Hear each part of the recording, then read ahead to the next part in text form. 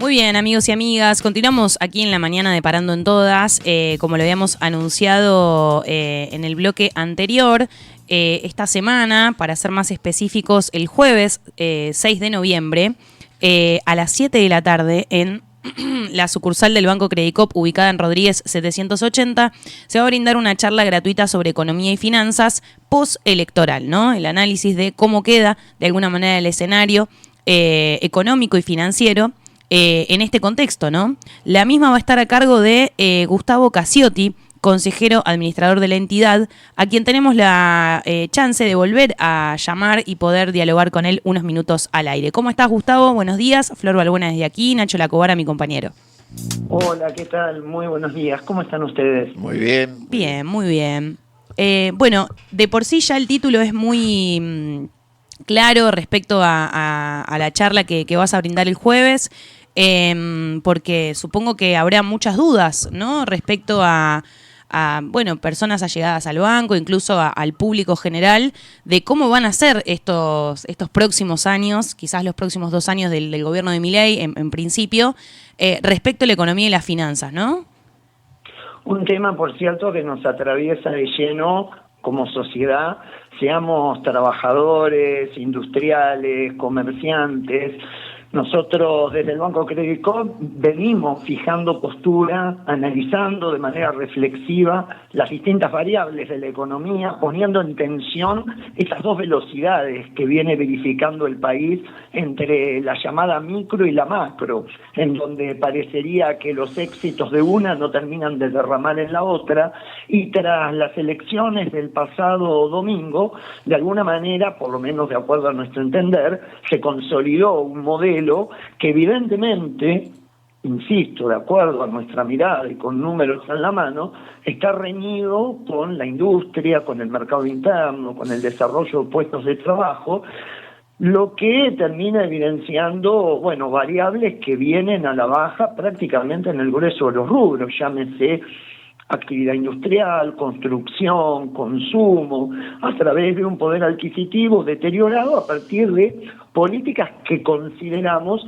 vienen beneficiando únicamente a los sectores concentrados de la economía y de las finanzas. Por eso nos parece importante recalcar estos dos parámetros, de economía y finanzas, sobre todo en una Argentina que viene de alguna manera adoptando políticas que favorecen a los sectores que están en el mundo financiero o especulativo, y lo vimos con claridad tras las elecciones, precisamente porque fueron estos llamados mercados los que celebraron los éxitos del resultado electoral, mientras que el grueso de los argentinos que trabajamos, que damos trabajo, parecería que nos quedamos con la ñata contra el vidrio. Lógico.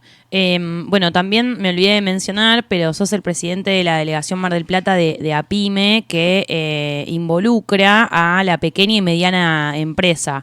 Entiendo que es un sector, digamos, de la economía del cual depende mucho, digamos, todo el tipo de decisiones macro que se tomen, incluso pienso, no sé, en medidas como la apertura de importaciones y ese tipo de cuestiones, no se transforman de la noche a la mañana en importadores, o si lo hacen, eso tiene también una consecuencia, como el despido de trabajadores. ¿Tenés ya algún parámetro? Supongo que estás muy en contacto además con muchas pequeñas y medianas empresas, de cuál es el panorama que están viendo, cuáles son algunos de los puntos de preocupación que tienen.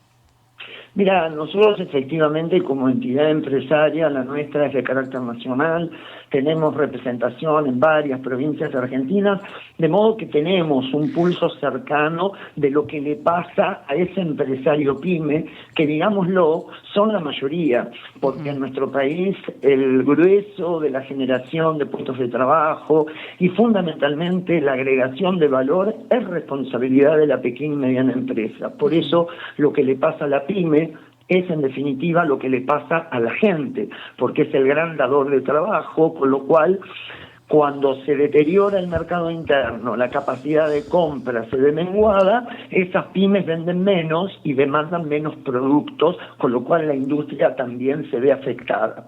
¿Cuál es el panorama que está viendo hoy el empresario pyme?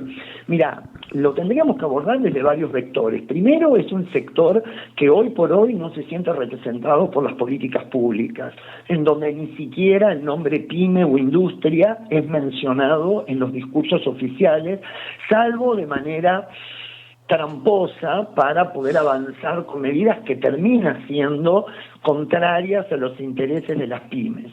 Hoy por hoy el sector está atenazado por dos flagelos. Por un lado, un derrumbe del mercado interno, que lo entendemos con claridad cuando vemos la evolución de los salarios, tanto formales como informales, y de las jubilaciones, que vienen perdiendo por goleada frente a la inflación.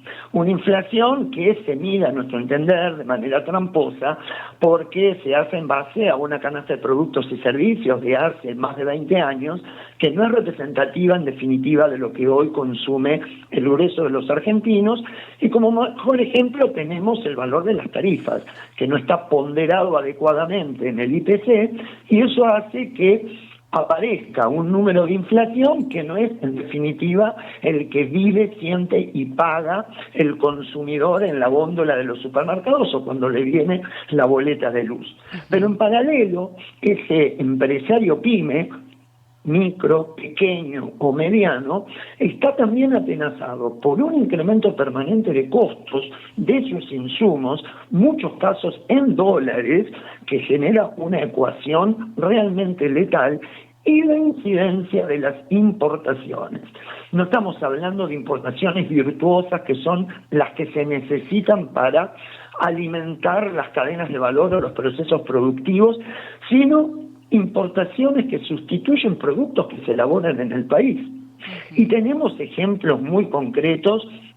Yo soy de Mar del Plata, tengo a la industria textil sobre la mesa, y es con claridad uno de los grandes perdedores, porque en forma directa o a través de plataformas que hoy están de moda, Temu, Shein o cualquiera de las otras, se ingresa en condiciones, a nuestro entender, desleal, productos que atentan contra la industria nacional. Y así vemos cómo la industria, en los distintos rubros, frente a esta competencia de productos importados, se tiene que achicar, tiene que despedir, tiene que suspender, o directamente no puede continuar, se concursa, baja las persianas. Sí, es cierto, muchas se reconvertirán en importadores, las menos, porque hay que tener cintura, hay que tener capacidad logística para hacerlo. El grueso deja pasar el tren, lamentablemente, porque no tiene forma de subirse a la ola importadora.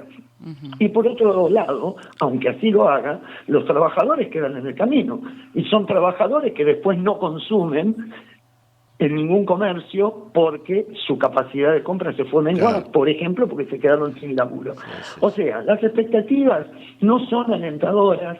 El sector pyme considera que hay que poner un freno a esta situación. En este marco, te cuento rápidamente, APYME hizo una presentación en el Congreso, que hoy tiene estado parlamentario, para justamente poner un punto a la pérdida permanente de unidades productivas y comerciales, un proyecto de emergencia del sector pyme, con propuestas de medidas concretas vinculadas con el valor de la tarifa, del mercado interno, de las ejecuciones fiscales, de las deudas impositivas, para frenar esta sangría de empresas. Mirá, termino con esto.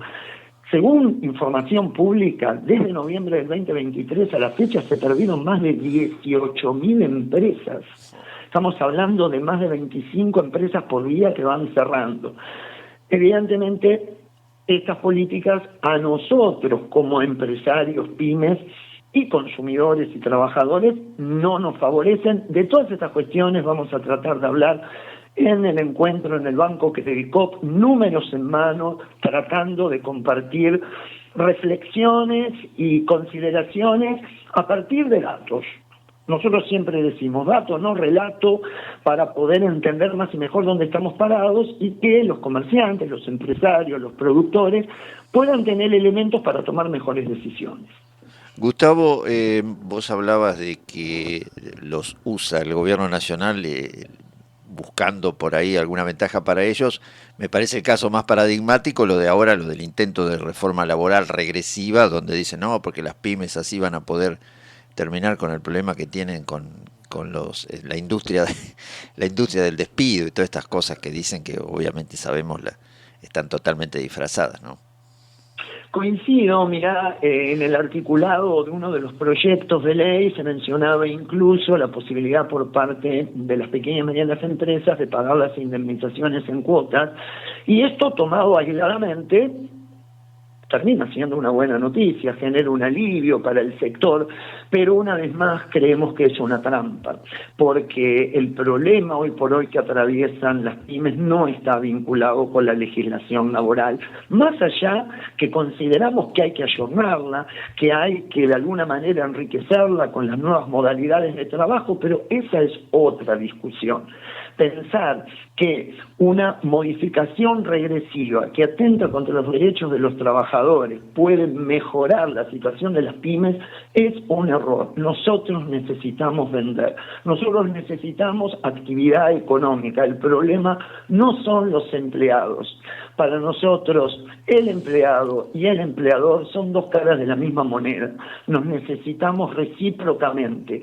Mi empleado con un salario que en términos reales puede ir creciendo, tiene mayor capacidad de compra en el comercio de mi vecino, y así alimentamos un círculo virtuoso, con lo cual nos parece que este camino de vulnerar derechos y en definitiva generar ingresos menores en cabeza de los trabajadores atenta en contra de los intereses de las pymes, porque vamos a terminar vendiendo menos y encima el Estado va a recaudar también menos, porque si ese trabajador consume menos, hay menos IVA que ingresa al Estado, menos impuestos, con lo cual, insisto, nos sentimos violentados porque usan nuestro nombre para presentar supuestas ventajas que terminan siendo contrarias a nuestros intereses.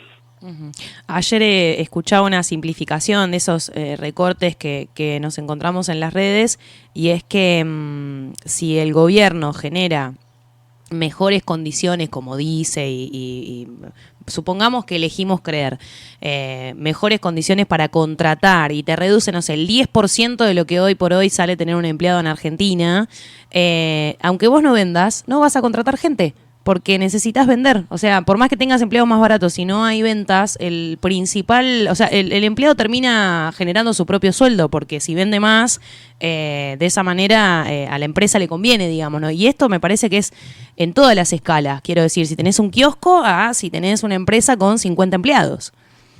Exactamente, ningún comerciante, ningún empresario toma a un empleado pensando en que le va a salir más barato indemnizarlo. Lo toma cuando lo necesita, cuando está saturado en el nivel de trabajo y necesita un nuevo colaborador. No funciona bajo la lógica que nos pretenden hacer creer. Y además, cuando hacemos un repaso histórico de la evolución del empleo, cuando ha habido reducción de carga tributaria o flexibilización laboral, nos encontramos que no hubo mejora en el nivel de empleabilidad, no hubo un avance en la formalidad, en la regularización de los empleados. O sea, es mentira que cuando se flexibilizan las condiciones se genera más empleo. Lo vemos en las curvas históricas, esto lo podemos googlear, hay un montón de información al respecto, de información pública,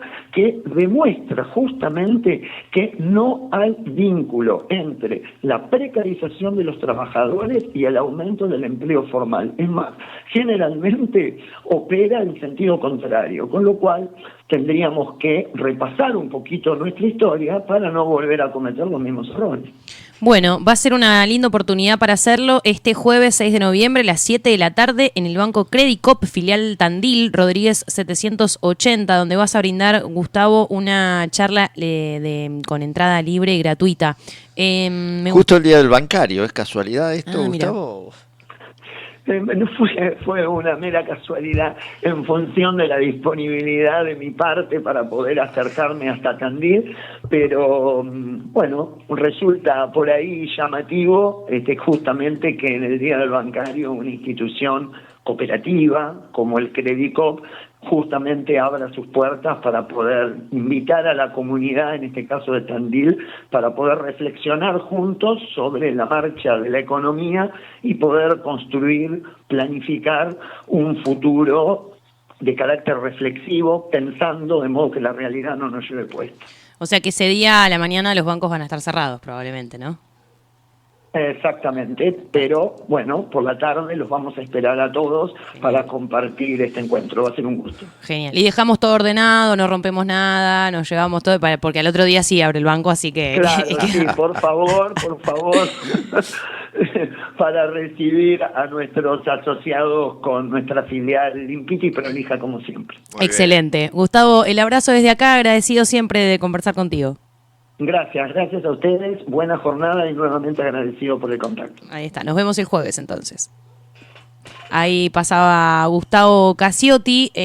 Bueno, la oportunidad o la excusa, digamos, de la charla es su visita a la ciudad de Tandil en este contexto, digamos, ¿no? De charlar sobre economía real y este contexto de recesión frente a algunos anuncios que parecerían que entusiasman mucho al gobierno, incluso creo que tienen la misma intención por cierta parte de la sociedad, pero que